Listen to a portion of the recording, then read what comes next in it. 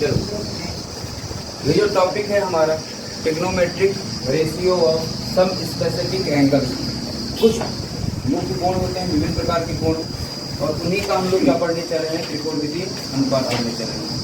जैसे हम लोगों ने एक चार्ट बनाया था जिसमें हमने वैल्यू भी निकाली थी। यहाँ पर हमने लिखा था एंगल, ठीक है, एंगल में किसकी बात किए थे, 90 डिग्री, 60 डिग्री, 45 डिग्री, 30 डिग्री और 0 डिग्री, ठीक। और यहाँ पर हम किसकी वैल्यू, यहाँ पर सबसे पहले हम लिखते हैं साइन, ठीक। और साइन 90 का जो वैल्यू होता है वो होता है 1, साइन 60 का वैल्यू √3/2, और साइन 45 का 1/√2, और साइन 30 का 1/2, और साइन 0 का 0, ठीक है, ये वैल्यू होता है। और जब हमको कॉस लिखना होगा तो हम यहाँ से रिटर्न करते हैं, कॉस 90 का 0 और कॉस 60 का 1/2, ठीक। और फिर cos 45 का 1/2, ठीक। और cos 30 का √3/2, और फिर cos 0 का 1। अब हम जब पढ़ रहे थे हम जानते हैं tan = क्या होता है, sin बाई cos होता है। तो जब हम 1/0 करेंगे तो क्या हो जाएगा, नॉट डिफाइंड, ठीक है, डिफाइन नहीं किया जा सकता। यहाँ √2 से 2 से 2 कैंसिल, कितना जाएगा, √3/1 होगा, लेकिन 1 से कोई लेना देना नहीं, और √2 से √2 कैंसिल तो कितना जाएगा, 1, और 2 से 2 कैंसिल तो कितना जाएगा, 1/√3, और 0/1 हो गया तो वैल्यू कितना आएगा, 0। अच्छा, दूसरी चीज हम जानते हैं tan का उल्टा क्या होता है, cos, और आपको लिखना है तो यहाँ से लिखो। सबसे पहले आप 0 1/√3 1, और फिर कितना हो जाएगा, √3, और फिर नॉट डिफाइंड। नेक्स्ट, कॉस का उल्टा क्या होता है, सेक। अब इसका जब हम करेंगे तो ये क्या हो जाएगा, नॉट डिफाइंड। ये कितना वैल्यू आ जाएगा, 2, इसका वैल्यू हो जाएगा √2, इसका हो जाएगा 2/√3, और इसका वैल्यू कितना आ जाएगा, 1। अब अगर आपको कॉसेक लिखना है तो कॉसेक के लिए इसको लिखो तो 1 लिखो, 2/√3 लिखो, √2 लिखो 2, और यहाँ पर क्या हो जाएगा, नॉट डिफाइंड। ये सारे के सारे आपके क्या हो गए, जितने भी एंगल यहाँ लिखा गया है, स्पेसिफिक एंगल, कुछ एंगल दिए गए और उनके ट्रिग्नोमेट्रिक रेशियो दिए गए हैं, ये अनुपात है। जैसे आपसे पूछता है साइन 0 का ट्रिग्नोमेट्रिक रेशियो कितना है, 1/1, ठीक है, लंबवटेकण होता है, तो ये भी 1 हो गया। और साइन 60 का वैल्यू कितना होता है, √3/2, ठीक है। कल इसी के बिहाफ पे हमने कुछ क्वेश्चन देखा था, आज भी हम पहला क्वेश्चन देखते हैं। 1-2 क्वेश्चन मैं करूंगा, फिर 1-2 क्वेश्चन मैं आपको दूंगा, आप भी करना। Yes sir. पहला क्वेश्चन है साइन 60 इंटू, और फिर दिया गया है cos 30, ये बोलना कल भाई, प्लस फिर आपको दिया गया है cos 60, और फिर दिया गया है sin 30। ये आपका क्वेश्चन है और इसमें वैल्यू फाइंड आउट करना है। तो आप इसको सॉल्व करोगे, sin 60 का वैल्यू कितना है, √3/2 इंटू 1/2, cos 30 की वैल्यू कितनी है, 1/2, √3/2, cos 30 का प्लस cos 60 की वैल्यू कितनी है, 1/2, और sin 30 की वैल्यू कितनी है, 1/2। तो अगर यहाँ गौर से देखोगे √3 मल्टीप्लाई करोगे क्या होगा, 3, और 2 2 जा 4, और प्लस 1 1 जा 1, और 2 2 जा 4, और अगर इसको हम सॉल्व करेंगे तो डिनोमिनेटर सेम भी है, 4 होगा, और 3 + 1 4/4, और वैल्यू कितना, ठीक। अब नेक्स्ट क्वेश्चन मैं दे रहा हूँ, इसको सॉल्व कीजिए आप।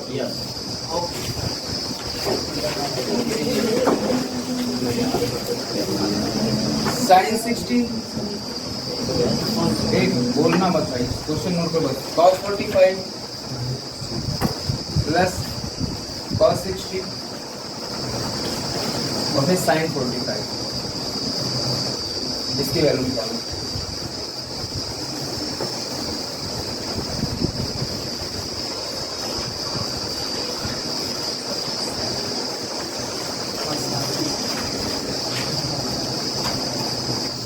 इधर देखो साइन 60 की वैल्यू कितनी है √3/2।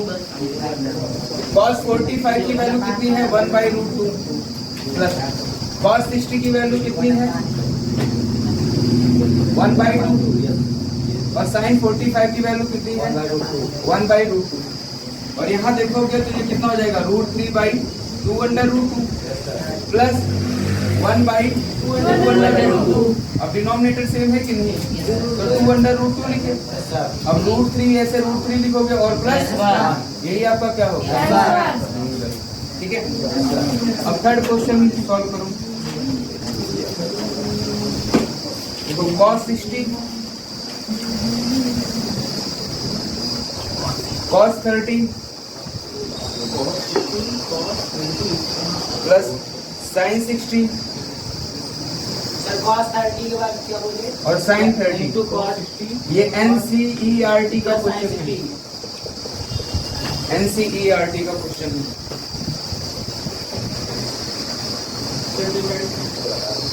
चलो इधर देखो cos 60 की वैल्यू जो है 1/2 है, cos 30 की वैल्यू √3/2 है प्लस sin 60 की वैल्यू √3/2 है और sin 30 की वैल्यू 1/2।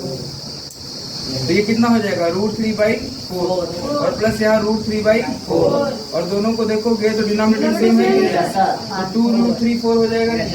यही आपका आंसर होगा। चलो यहाँ क्वेश्चन देखो, लिखा है evaluate each of the following in the simplest form. इसको सिंपलेस्ट फॉर्म में एवुलेट करना है, ठीक है। अब यहाँ पर जैसे आपको दिया गया है cosec 30, पहला क्वेश्चन है cosec 30 प्लस और फिर आपको दिया गया है cot 45, इसको सॉल्व करना है। तो आपको देखिए cosec 30 की वैल्यू कितनी है 2 प्लस cot 45 की वैल्यू कितनी है 1।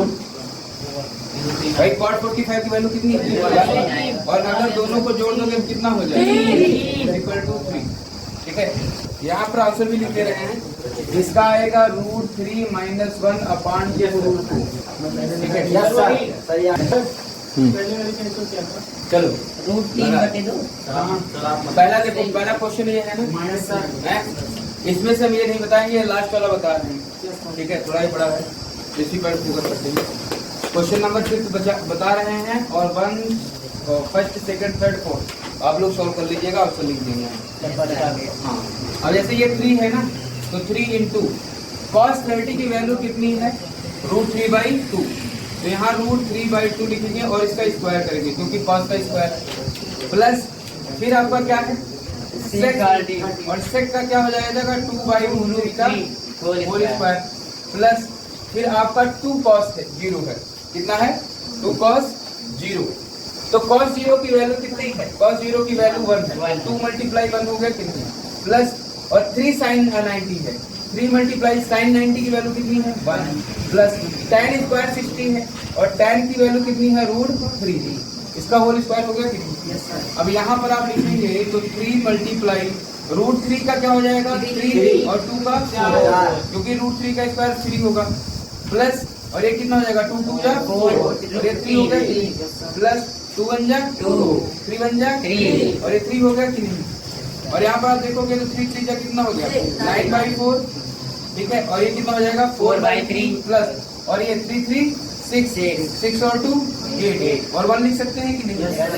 अच्छा यहाँ पर देखो अगर हम डिनोमिनेटर की बात करें एलसीएम कितना आएगा 12, एलसीएम कितना आएगा 12, तो इसको 12 करने के लिए 3 से मल्टीप्लाई करना पड़ेगा कि नहीं। तो यानी कि 9/4 × 3/3 प्लस इसको 12 करने के लिए किससे मल्टीप्लाई करना पड़ेगा 4 से, तो 4/3 और मल्टीप्लाई 4/4 और प्लस यहाँ कितना है 8/1 और इसको मल्टीप्लाई करने के लिए 12 से ही करना पड़ेगा, तो कितना हो जाएगा 9 × 3 = 27/12 आ गया कि नहीं प्लस 4 × 4 = 16/12 आ गया कि नहीं और 12 8 कितना होता है 96 और 12 1 = 12। अब यहाँ देखो डिनोमिनेटर सेम हो गया कि नहीं, तो आप 12 लिखोगे सबको ऐड कर लोगे 6 कितना हो गया 12 और 7 कितना हो गया 19 के 9 कैरी 1 9 और 1 10 10 1 11 और 2 13 139 आ गया कि नहीं। और किसी टेबल में आएगा नहीं, और यही आपका क्या होगा फाइनल आंसर हो जाएगा। ठीक, कौन सा ये इसमें इनका बेटा एलसीएम तो डिनोमिनेटर सेम नहीं है ना, तो जब डिनोमिनेटर सेम नहीं होता है तो एलसीएम लिया जाता है। क्या लिया जाता है? एलसीएम। और देखो 4 अलग टेबल में आता है, 3 अलग टेबल में आता है, 1 अलग टेबल में आता है, तो एलसीएम लेने का मतलब होगा एलसीएम कैसे लिया जाता है 4 3 1। एलसीएम लेने का प्रोसेस ही होता है। सबसे पहले छोटे नंबर से डिवाइड करते हैं, 2 से डिवाइड किए 2 3 1, फिर 2 से डिवाइड किए तो 1 3 1, 3 से डिवाइड कर दिए 1 1 1। अब मल्टीप्लाई कर लो, 3 1 जा 3, फिर 2 जा 6 और 6 2 जा 12। एलसीएम कितना आ गया? 12 आ गया। ठीक है, तो इसी को हम लोग क्या कहते हैं? एलसीएम। और इसी एलसीएम, अब जब एलसीएम 12 आ गया तो सबको 12 करना है, डिनोमिनेटर सेम हो जाए तो हमारा काम बन जाए, तो इसीलिए हमने डिनोमिनेटर सेम करके ऐड कर दिया। समझ में आ गया ना? नोट कर लो। और बाकी सॉल्व करना, बाकी का हम आंसर सामने लिख दे रहे हैं। ठीक है, अब जैसे पहले वाले का जो आंसर आएगा, पहले वाले का आंसर आएगा √3 - 2 अपॉन 2 आएगा। और दूसरे वाले में जो आंसर आएगा वो -2 आएगा। हाँ, और तीसरे वाले का जो आंसर आएगा ये आएगा 4 + 2√3, 4 + 2√3। और चौथे वाले का जो आंसर आएगा ये आएगा 3/4। तीसरे का तो 2√3 + 4 आ रहा है। यस सर, 2√3 + 4 सेम तो है, चाहे आगे लिखो चाहे पीछे लिखो। सही है। हाँ, सॉल्व करो बस। देखो ये क्वेश्चन है एवलुएट द फॉलोइंग, इसको भी क्या करना है? एवलुएट करना है। अब 4 क्वेश्चन दिए गए हैं, मैं आपको ये लास्ट वाला क्वेश्चन बता रहा हूँ, आई भी। ठीक, अब इधर सब कोई पहले ध्यान से देखो, आई भी क्वेश्चन है। सबसे पहले आपका क्या है? 5 है इंटू ये, और sin 30 की वैल्यू क्या है? 1/2। तो 1/2 का होल स्क्वायर प्लस cos 45 की वैल्यू कितनी होती है? 1/√2, और इसका होल स्क्वायर माइनस 4 इंटू और tan 30 दिया गया, tan 30 की वैल्यू 1/√3 होता है, और इसका क्या किया रहेंगे? स्क्वायर। और यहाँ पर है 2 इंटू sin 30 की वैल्यू 1/2, फिर इंटू cos 30 की वैल्यू कितनी होती है? √3/2। ठीक, और फिर आपका क्या दिया है? प्लस tan 45 की वैल्यू कितनी है? 1। ठीक, अब यहाँ पर सॉल्व कर लेते हैं। अब यहाँ पर लिखेंगे, देखो इसका तो क्या हो जाएगा? 1/4 हो जाएगा कि इसका स्क्वायर करोगे तो 1/4, और 5 को 1 से गुणा करोगे 5/4, यानी कि क्या हो जाएगा? 5/4, और प्लस इसका क्या हो जाएगा? 1/2, और माइनस इसका जब लिखोगे तो 1/3 हो जाएगा कि नहीं? और 4 को मल्टीप्लाई करोगे तो 4/3 हो गया कि नहीं हो गया? अब यहाँ पर देखो 2 से 2 कैंसिल हो गया कि नहीं? तो यहाँ पर क्या बचा? √3/2 और प्लस 1 आया कि नहीं आया? अब यहाँ पर देखो, अब यहाँ पर अगर देखोगे तो एलसीएम क्या आएगा सबका? यहाँ 4 है, यहाँ 2 है, यहाँ 3 है। तो अब मुझे ऐसा टेबल बताओ जो ऐसा नंबर बताओ जो 4 के टेबल में आए, 2 के टेबल में आए, 3 के टेबल में आए। 12, ठीक है। 12 जो है वो 4 से भी डिवाइड होगा, 12 जो है 2 से डिवाइड होगा, और 12 जिससे किससे डिवाइड होगा? 3 से। तो एलसीएम कितना आया? 12। कितना आया? 12। तो इसको 12 करने के लिए किससे गुणा करना पड़ेगा?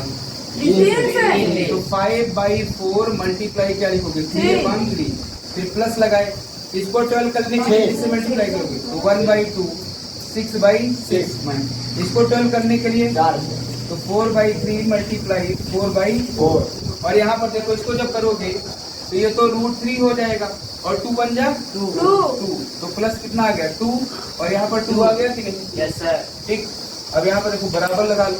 अब यहाँ पर कितना हो जाएगा? 5 टाइम 15, 5 3 जा 15, और कितना आ जाएगा? 12 प्लस, और 6 बन जा 6/12, और माइनस 4 4 जा 16, और कितना आ जाएगा? 12, और पूरे का वैल्यू कितना आ जाएगा? √3 + 2 और बाई 2। ठीक, अब यहाँ समझो इज इक्वल टू लगाए, अब डिनोमिनेटर सेम है ना? यहाँ तो 12 लिखिए। अब यहाँ देखो 15 और 6 कितना हो गया? 21, और 21 में से 16 माइनस करना है तो 5 आएगा कि नहीं?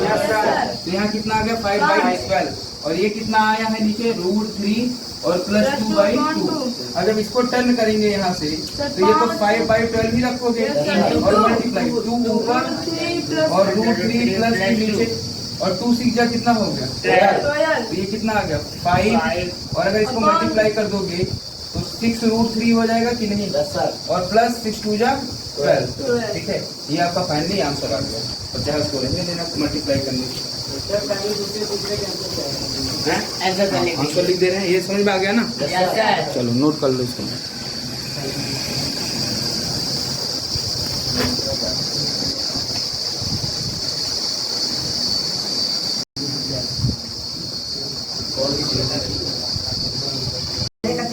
चलो देखो इधर आपसे कह रहा find the value of theta in each of the following. Theta की वैल्यू निकालनी है। आप लोग इसको लगाइएगा, हम तीसरा क्वेश्चन आपको बता रहे हैं। यहाँ लिखा है 3 tan 2 थीटा इज -3 = 0। अब यहाँ पर देखो, अब यहाँ माइनस है ना, माइनस इसको इक्वल के इस तरफ भेज दो। 3 tan 2 थीटा इज = -3 हो गया कि नहीं? अब फिर प्लस आएगा, सॉरी हाँ। और यहाँ पर tan 2 theta is equal to कितना हो जाएगा? ये 3 है, इधर जाएगा तो डिवाइड में हो जाएगा तो 1 आ गया कि नहीं? तो tan 2 थीटा।